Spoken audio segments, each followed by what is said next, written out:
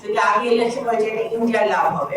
তো যদি আগে ইলেকশন আগে পরে কখন হবে ইলেকশন সেটার সময়ের দিকে আমি না যাই, কিন্তু আপনাদের যে কনভেনার পাটওয়ারি সাহেব একটা বক্তব্য নিয়ে বলছেন যে আপনারা ক্ষমতায় গেলে এটা করবে। তো আমার প্রশ্ন একটা রাজনৈতিক কর্মী হিসেবে যে আপনারা ক্ষমতায় কিভাবে যাবেন? প্রথমত আপনাদের একটা নিশ্চয়ই একটা দল করতে হবে, দল না করে তারপর ইলেকশনে যেতে হবে, ইলেকশনে গেলে আপনারা ক্ষমতায় যাবেন, তারপর ক্ষমতায় গেলে আপনারা অনেক কিছু করতে পারবেন, ঠিক আছে ইনশাআল্লাহ। কিন্তু ক্ষমতায় যে যাবেন তার জন্য তো ভোটের দরকার ভাই, এবং ভোট যতদিন না হবে ততদিন কিন্তু এই ষড়যন্ত্র চলতে থাকবে।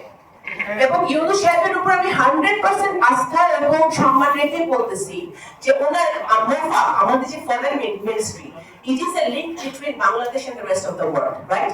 So এই লিংক এত বেশি করাপ্ট, মোফা হাসিনার আমলে যা ছিল এখন আনফরচুনেটলি তাই আছে। শুধু এক নম্বর ঘটাইছে, এক নম্বর চেঞ্জ হয়েছে, বাকি যেগুলো নিচে আছে সবগুলো এখনো ইন্ডিয়ার সাথে কথা বলে, এখনো ভারতের যারা এজেন্সির লোকজন তো এখন এত অবস্থা খারাপ ছিল, এখন হয়তো একটু কমছে 5 তারিখের পরে। এত অবস্থা খারাপ ছিল যে আপনি রাস্তা দিয়ে হাঁটলে ভারতের যে এজেন্সির লোকজনের সাথে গায়ে ধাক্কা লাগতো, এই অবস্থা ছিল। এখন হয়তো এটা একটু কমছে, কিন্তু এখনো ফরেন মিনিস্ট্রিতে এখন অনেক লোক রয়ে গেছে। এই যে এই 5 আগস্টের পরে যে ইন্ডিয়ান মিডিয়াতে যেভাবে বাংলাদেশের কমিউনাল ভায়োলেন্স নিয়ে মিথ্যাচার করা হয়েছে, বাংলাদেশের মাইনরিটি নিয়ে মিথ্যাচার করা হয়েছে, আমি মনে করি ফরেন মিনিস্ট্রি ব্যর্থ হয়েছে এটা প্রতিবাদ করতে, ব্যর্থ হয়েছে এটা সঠিক জবাব দিতে, ফরেন মিনিস্ট্রি ব্যর্থ হয়েছে দিল্লির সাথে নেগোশিয়েট করতে, ব্যর্থ হয়েছে। এবং এই ব্যাপারগুলোকে আমাদের আরো জোর, not only about India, any country যে বাংলাদেশের বিরুদ্ধে কথা বলবে, মিথ্যা কথা বলবে এবং অসত্য কথা বলবে, সেটা তো ফরেন মিনিস্ট্রিকে তুলে ধরতে হবে সবচেয়ে প্রথমে। সেটা কিন্তু ফরেন মিনিস্ট্রির আমি নাম ধরে বলতে পারি, নাম ধরে আমি শেষ করে দিচ্ছি, নাম ধরে বলতে পারি, কিন্তু আমি এখানে নাম নিচ্ছি না। এখানে এখনো অনেক সেক্রেটারি, জয়েন্ট সেক্রেটারি লেভেলের লোকজন ফরেন মিনিস্ট্রিতে আছে।